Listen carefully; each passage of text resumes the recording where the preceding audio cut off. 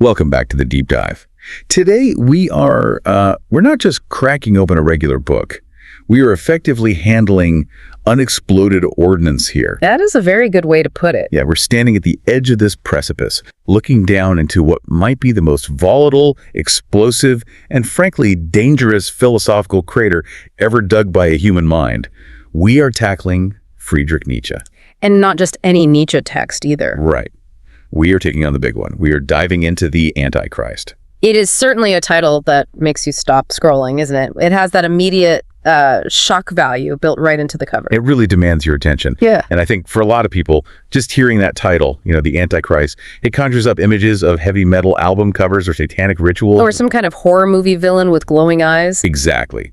But having read through the material you brought to the table today, that's not really what this is at all, is it? Not even close. If you're expecting devil worship or pitchforks or a defensive evil in the cartoonish sense, you're going to be very confused. So it's not a satanic Bible? No, this isn't a religious tract in the way people usually understand religion. It is a declaration of war. A declaration of war against what, exactly? Against the entire structure of Western values. Against the very way we think about good, evil, pity, truth, and history. Which is a massive scope. It is. Nietzsche sees the Antichrist as a curse on Christianity, yes, but specifically because he views Christianity as the ultimate corruption of the human species. He is arguing that for the last 2,000 years, we haven't been evolving, we have been getting sick.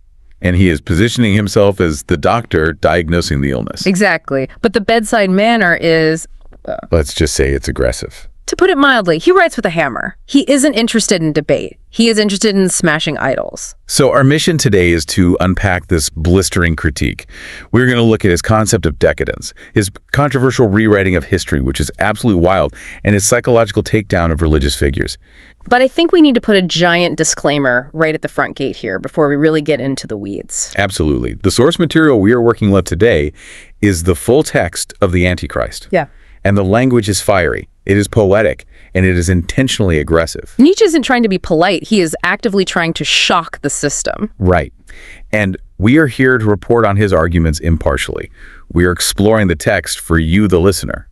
So when we say things like Christianity is a curse, or pity is a vice, or democracy is decay, we are quoting Nietzsche's arguments directly. We are not endorsing his worldview, and we certainly aren't endorsing his political stances or social views. We are just the messengers for this dynamite. Precisely. We are mapping the crater. We are not celebrating the explosion. And it is worth noting, Nietzsche wrote this right at the end of his sane life in 1888. Yeah, it's almost like his final desperate scream before he collapsed into madness. He really feels he has this destiny to split human history in two. That intensity really comes through in the preface. He doesn't just start the book with chapter 1.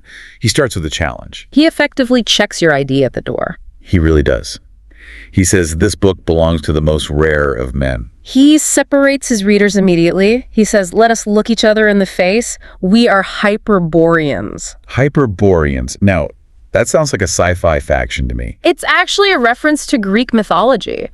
The Hyperboreans were a mythical people who lived beyond the north wind, beyond the ice. Okay. They lived in a state of perfect existence, completely untouchable by the decay and the mess of the normal world.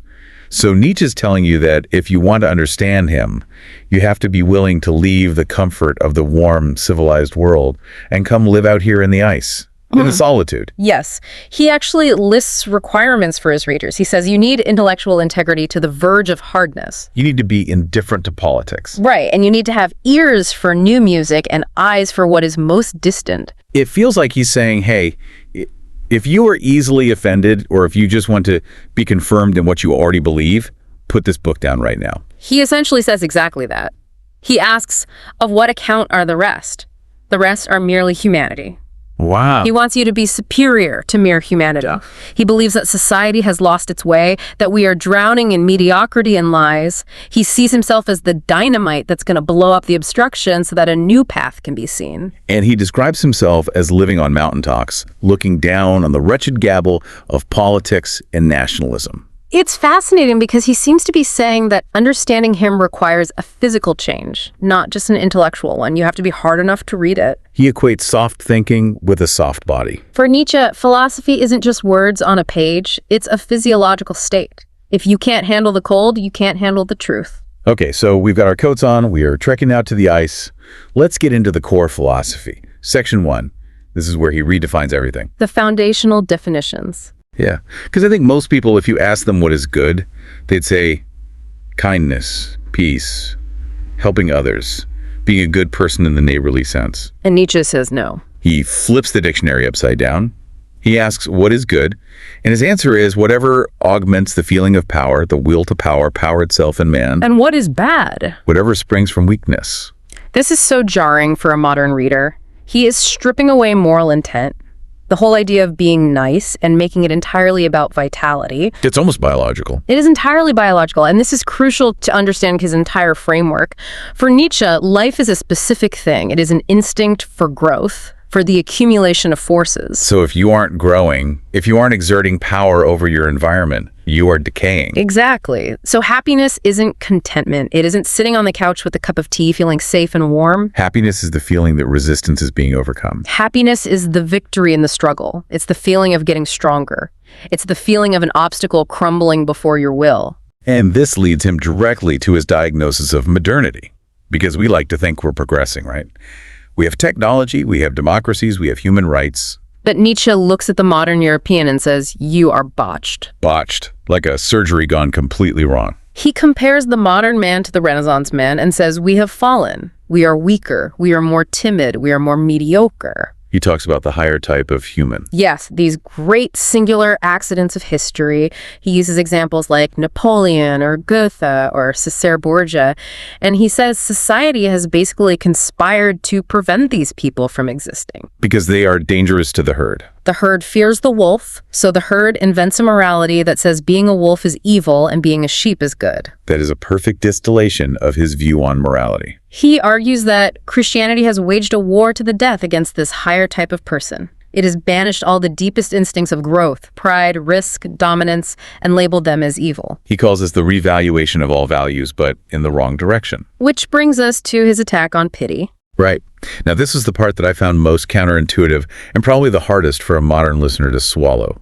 Because pity is almost universally seen as a virtue. Absolutely. We teach kids to be pitiful, to feel for others, to have empathy. But Nietzsche calls it a vice. He calls it a depressant. Why? He treats pity like a physiological infection. Think about it this way. If you see someone suffering and you feel pity, you are now suffering too. You haven't helped him yet. You've just doubled the amount of suffering in the room. So it makes misery contagious. Right. He says it multiplies misery. But his critique actually goes a lot deeper than just the emotional contagion aspect. How so? He argues that pity blocks the law of natural selection. Oh, wow. That is incredibly dark. It is very dark. He says pity preserves that which is ripe for destruction. So, by propping up the weak, the botched, the people who, in his view, life has already condemned, you are dragging down the strong. You are polluting the gene pool of the species, not just biologically, but culturally. He calls pity the tool of the disinherited. It's how the weak manipulate the strong into feeling guilty for their strength. He even references Schopenhauer and Aristotle here to back this up, or rather to contrast himself against them. Yes, Schopenhauer is a great example here. He was a pessimist who believed life was fundamentally suffering. And he thought pity was the highest virtue because it acknowledged that shared suffering. Exactly. But Nietzsche looks at Schopenhauer and says, aha, you admitted it. Pity is a denial of life.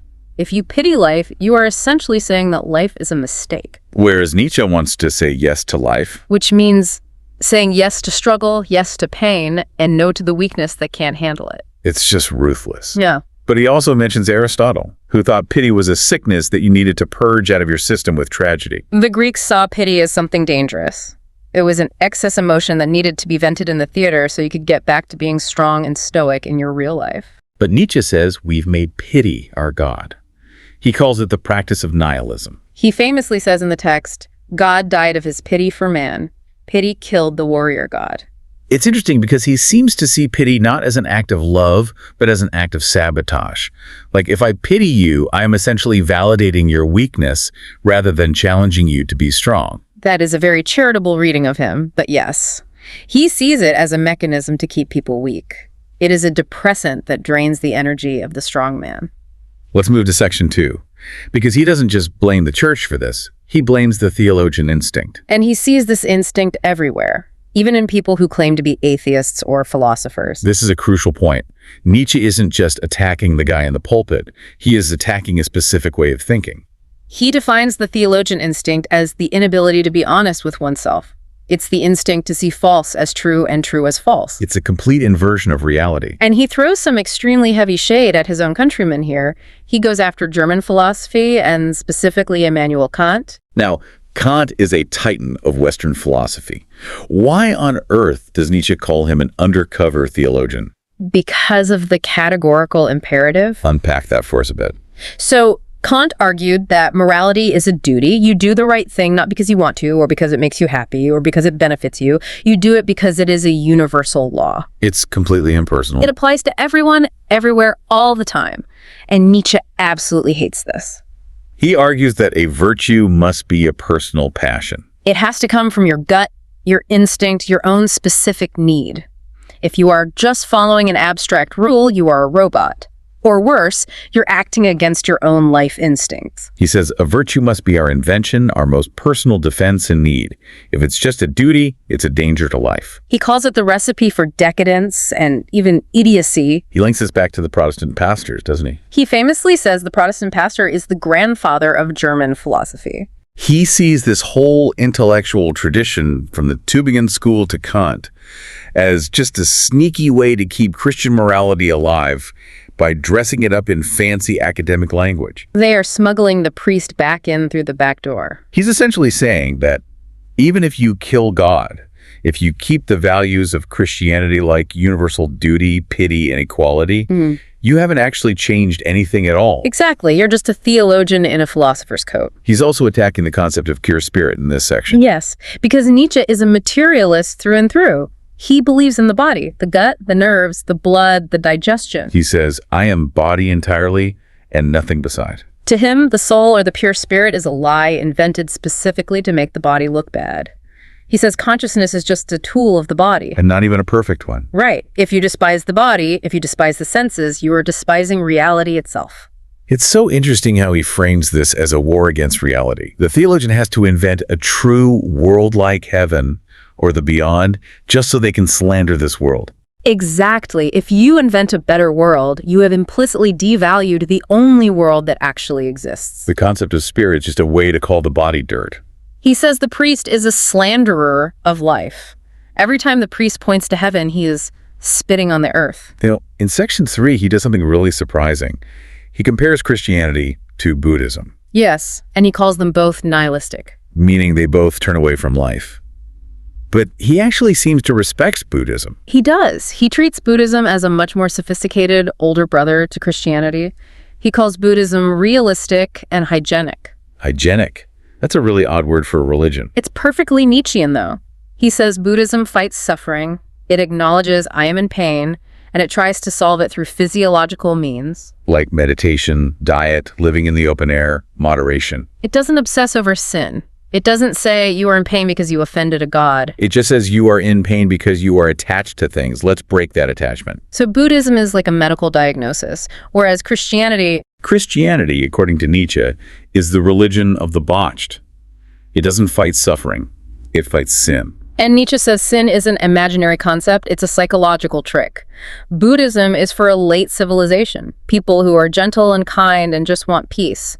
Christianity is for barbarians. That's a really key distinction he makes. He says Buddhism is for high cultures that are tired. But Christianity arose among people who were wild and violent. To tame them, Christianity needed strong, crude emotions. It needed blood. It needed sacrifice. It needed the fear of hell. He says Christianity had to be barbarous to handle the barbarians. It couldn't just offer peaceful meditation. It had to offer a bloody sacrifice on a cross to get their attention. It had to stimulate their nerves with guilt and fear. It needed to break them. And he points out that Christianity despises actual hygiene. He loves this historical detail. He notes that the first thing the Christians did when they reconquered Spain from the Moors was to close the public baths. He says the church fights against cleanliness. He literally says Christianity smells of the mob. It despises the body, whereas Buddhism tries to calm the body. It relies on what he calls the three Christian ingenuities: faith, hope, and charity. But he dismisses them all as tricks. They are narcotics. If you can't cure the pain, you drug the patient. Faith is a refusal to know the truth. Hope is a stimulant to keep the sufferer enduring more suffering. And charity. Well, he sees that as a way to prop up the weak, as we discussed with his views on pity. He actually calls hope the worst of all evils because it just prolongs the torment of man. Which leads us into a really deep historical analysis in Section 4, the history of Israel. Now, Nietzsche's view on the Jewish people is complex, isn't it? It is very complex, and it is frequently misunderstood. Nietzsche does not view the Jewish people as decadent in themselves. In fact, he says they have the toughest will to live of any people in history. He says they chose to survive at any price. But he argues that in order to survive against incredibly powerful enemies like the Babylonians and the Romans, they had to perform a clever act of psychological jujitsu. They had to invert nature. Correct. Nietzsche traces the evolution of their god, Yahweh. He says originally Yahweh was a healthy god. It was a warrior god. He brought reign and victory. He was an expression of the nation's own power. That, Nietzsche says, is a normal, healthy religion. A people thanks their god for their own success. It is a projection of their own strength. But then tragedy strikes. Exile. Anarchy. The Assyrians. Reality stopped cooperating with them. The good warrior god wasn't bringing victory anymore. So the priests had a choice. Abandon the god or change the concept of God. And they changed the concept. They denaturalized him. This is what he calls phase 2. God became a moral judge. If things went wrong, it wasn't because the enemy was physically stronger, it was because you sinned. It was because you disobeyed the priest. Which brings us to phase 3, the priest's trap. It's brilliant in a terrifying way. By making success or failure dependent on obedience, the priest secures his own power forever. Nietzsche calls this the holy lie. The priest interprets every natural event, a drought, a sickness, a victory, as a direct message from God that only the priest can decode. He parasitically inserts himself into life, birth, marriage, death. Suddenly, none of these are natural anymore. They all need to be sanctified by the priest. And by sanctifying them, he implies that in their natural state, they are unholy. He steals the value from life and sells it back to you at the price of obedience. He creates a world where nature is evil. And Nietzsche says, once the priest is in charge, the kingdom of lies begins. The priest becomes the denier of reality par excellence. Which brings us to the moment where Christianity breaks away from its roots. Section 5. Now, this was the biggest aha moment for me in the entire text. The distinction Nietzsche makes between Jesus and Christianity. It is the twist of the knife. Nietzsche argues that there was really only one Christian, and he died on the cross. He calls Jesus a holy anarchist. And a symbolist. This is fascinating to me. Nietzsche reads the Gospels, and he strips away all the theology. He says Jesus wasn't teaching a dogma. He wasn't talking about a literal heaven after death. He's talking about a state of the heart right now. The kingdom of God wasn't a place. It was an inner experience of peace, of absolutely no resistance. He says Jesus abolished the distance between God and man. Exactly. Jesus lived a life where he felt he was a child of God. Everyone was a child of God. There was no need for a priest, no need for a temple, no need for rituals. Nietzsche actually seems to have a begrudging respect for this specific type. He calls him a Buddhist on Palestinian soil. It's a way of dying to the world to find peace. He says Jesus preached, resist not evil, no anger, no judgment. Right. Jesus didn't defend himself. He didn't hate his enemies. He accepted everything. Nietzsche says this was a physiological reality, an extreme sensitivity to suffering that led to a withdrawal from the world. It wasn't a heroic struggle. It was a retreat into inner bliss. He lived in a way that showed how to die. But then the villain enters the stage, Paul the Apostle. Nietzsche loathes Paul. I mean, he really, really hates him. He calls him the genius of hatred. Why is Paul the ultimate bad guy here? Because, according to Nietzsche, Paul ruined everything Jesus did. Jesus abolished sacrifice. Paul brought it back. Jesus abolished the law. Paul brought back judgment. Jesus talked about an inner kingdom. Paul invented the risen Christ and a physical afterlife. Nietzsche argues that Paul used Jesus' death to seize power. He argues that Paul realized he could use this story to mobilize the masses. The Chandala, as he calls them, the outcasts. He used them against the Roman Empire. He turned a message of inner peace into a weapon of revenge. He invented the doctrine of personal immortality, the idea that I, the little individual, matter eternally. Nietzsche sees this as the ultimate arrogance. And the ultimate bribe. Follow me and you will live forever. And your enemies, the rich and powerful Romans, they will burn in hell. Paul reintroduced the very resentment that Jesus tried to get rid of. Paul needed the blood. He needed the cross to be a sacrifice, not just a death. Nietzsche says the evangel died on the cross. What followed was the desangel. The bad news. Desangel. That is such a clever pun. So the Christianity we know, the church structure, the dogma, that's not Jesus. That's Paul. In Nietzsche's view, yes. Paul falsified the history of Israel and the history of mankind to make it all look like a lead-up to his new religion. He created a religion of belief rather than a practice of living.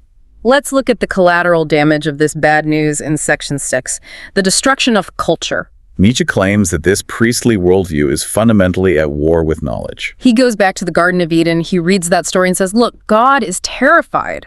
Of what? Of science. Science makes man a rival to God. Knowledge gives man power. If man understands nature, he doesn't need miracles, he doesn't need the priest. So the priest defines faith as a veto against science. Faith is the desire not to know the truth. Nietzsche says the priest knows only one great danger, science. So the priest has to make man unhappy, guilty, and sick so that he doesn't have time to think. He basically says the concept of sin was invented to distract man from science. Exactly. If you are constantly worried about the salvation of your immortal soul, you aren't looking through a telescope. And he lists the crimes against history. This part is heartbreaking if you love history. He talks about the Roman Empire. Nietzsche stands in awe of Rome. He calls it the most magnificent organization of culture ever built. It was stable, it was tolerant, it was built for the ages. And he says Christianity destroyed it. He calls them vampires. Sucking the blood out of the empire, undermining the nobility, catering to the slaves, spreading this idea that the world is evil until the Romans just lost the will to maintain it. He says the Christians were stealthy worms creeping in the night. They took everything that was strong and noble and called it sinful. They poisoned the root. And it's not just Rome. He talks about the Moors in Spain. This was surprising. He actively praises Islam. He does. He sees the Moorish civilization in Spain, which was scientifically advanced, sensuous, life-affirming, as being much closer to us, meaning the high-cultured Europeans, than Christian Europe was. He says war to the knife with Rome, peace and friendship with Islam. Because he sees Islam as a manly religion. It said yes to life. It didn't despise the senses. It didn't despise women in the same way in his view. He calls it a manly culture. And he laments that the Christian Crusades destroyed this noble culture. He calls the Crusaders pirates who destroyed something more civilized than themselves. That is definitely not the history lesson we usually get. And then he talks about the Renaissance. I feel like Nietzsche looks at the Renaissance like a lover who got away. It's the great what-if of history for him.